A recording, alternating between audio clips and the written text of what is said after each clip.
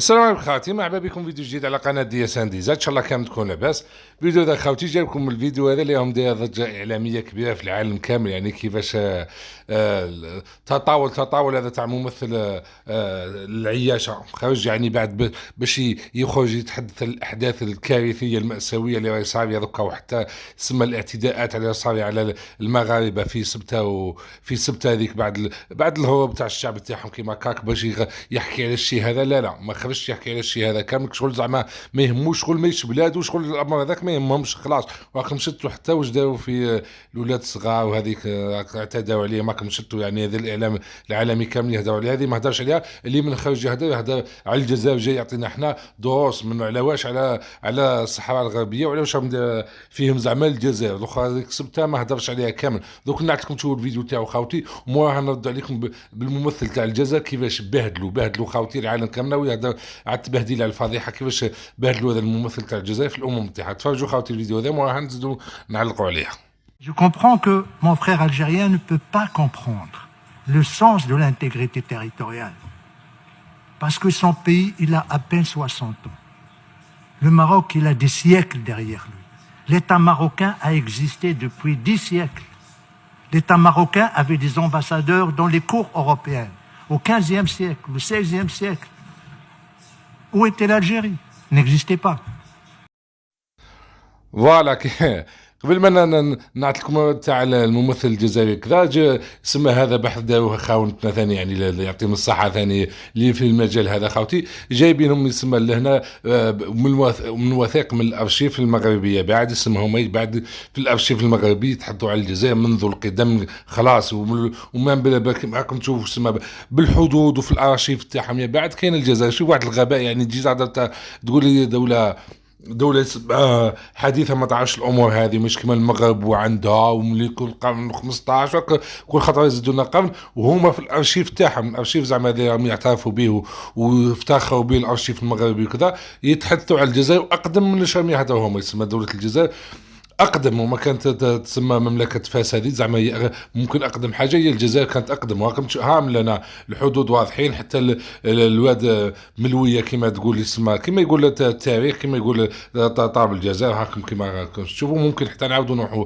نرجعوا الحدود الاصليه تولي خط كما هكا، يعني لهنا باش ما يقولكش تسمى فوتنا النقطة هذه زعما تاع قال لك دولة تاع 60 سنة وكذا، قبل ما نرجعوا على حوايج اخرين، بويسكو هو هنا راهو انا قلنا محاولة تضليل، محاولة تضليل على الشيء اللي صار لهم في سبتة، التضليل على العالم وعلى باله بالشيء بالكارثة وعلى باله بها، تضليل الشعب المغربي بالشيء. الرأي العام الشعب المغربي ديما يوجهوا فيه الجزائر، هذا هو العدو الوحيد ليكم، وتضليل زعما باش على القضية تاع الصحراء الغربية اللي هنا تسمى شغل زعما انتم الدولة هذه معليش حنا 60 سنة، والكيان اللي راكم تتعرفوا به هو اللي راكم تفتخروا بالعلاقات معها، شحال عنده هو بعد الكيان؟ بعد ما يقدرش يقول لك عندي اكثر من 60 سنه، هذاك تعترفوا به بصح. معليش هو نعطيكم لكم دوكا الرد نتاع ممثل الجزائري فما اللي عطاه العصير كما يقول هو.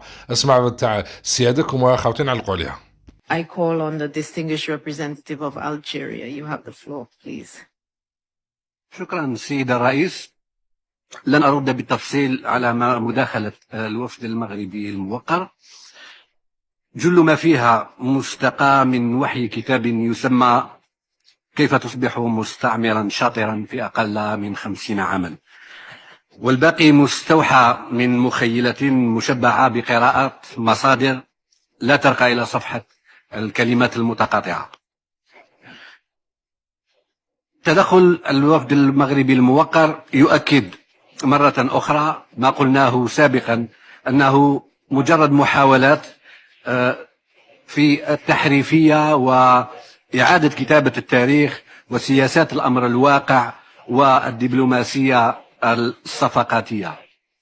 لن أعيد على مسامعكم الأسس القانونية التي تدعم إلزامية حل قضية الصحراء الغربية على أساس قضية تصفية استعمار. أكتفي بطرح بعض التساؤلات.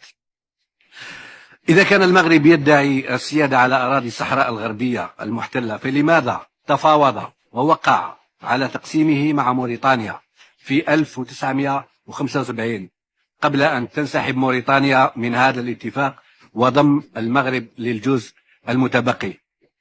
بما أن المغرب يدعي أن أراضي الصحراء الغربية قد عادت إليه منذ ما يسمى بالمسيرة الخضراء، فلماذا التعليمات ذات الوقت التي أعطيت للمشاركين فيها لم تذكر سوى الجنود الإسبان والسكان الصحراويين، استقبال الأولين ودعوتهم إلى الخيمة ومشاركتهم العناق والوجبة، والرد على الأخيرين الصحراويين بالسلاح؟ من الغريب أنه لم تكن هناك تعليمات حول ما يجب فعله إذا التقى المشاركون بالمسيرة الساكنة المغاربة، ببساطة لأنه لم يكن هناك شيء اسمه الساكنة المغاربة في الصحراء الغربية. لم تكن هناك أبدا صلة سيادية بين الإقليم والمغرب عبر التاريخ. أليس هذا دليل آخر على أن كلمة مسيرة ليس لها معنى آخر غير معنى الغزو؟ سؤال آخر، تساؤل آخر إلى الجميع: إذا كان وجود المغرب في أراضي الصحراء الغربية مشروعا، فلماذا يسعى إلى جمع اعترافات أحادية الجانب لا قيمة لها بقدر ما هي غير قانونية؟ بأي حق يمكن للمرء أن يدعي أنه يحل محل بشعب كامل ويمنح نفسه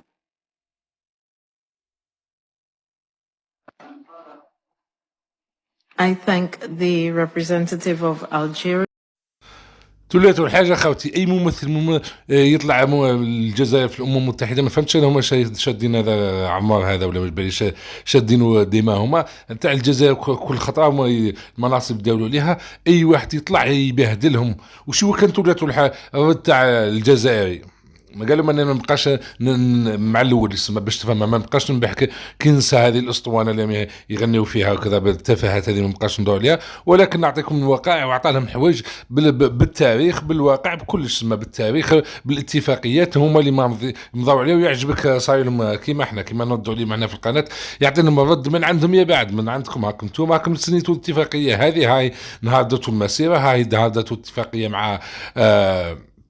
مع خاوتنا من موريتانيا وبعدك شو اللي يعاودوا خرجوا من الاتفاقيه اللي قال لكم الارض هذه تاع الصحراويين ما نغتصبوش احنا الاراضي هذه، يسمى كامل يسمى بالوقائع بالارقام بكلش. ما ويخرج هو وش يقدر يهضر لك هذا غريب احنا دوله يهضر كيما سامحوني يعني في الكلمه نسى كيكونوا يتهاوشوا كيما هكا اللي فيك هكذاك باك واش يعطيك وقائع دليل كيما هكا ما كانش. بصح الجزائر يعطالو ارجع الاتفاقيه تاع اللي درتو مع موريتانيا في السبعينات، ها هي واش تقول المسيره الخضراء، ها هو شكون اللي كان في الضرب الملك تاعهم هذا قال لهم هاو كي تلقاو الاسبان كي تلقاو الصحراويين ما جبتش المغاربه خلاص تسمى كلش موثق ما حاجه ما جابها من راسو.